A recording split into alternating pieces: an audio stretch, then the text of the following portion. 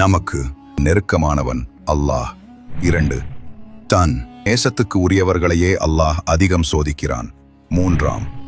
நம்மை நம் சக்திக்கு மேல் அல்லாஹ் சோதிக்க மாட்டான். 4. பொறுமையாளர்களின் அந்தஸ்தை அல்லாஹ் உயர்த்துகிறான். 5.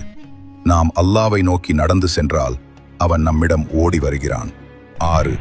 நாம் ஒரு நன்மை செய்தால் அல்லாஹ் நமக்கு 10 மடங்கு கூலி தருகிறான். 7. நம் மீது கிருபை செய்வதை அல்லாஹ் தன் மீது கடமையாக்கி கொண்டான். 8.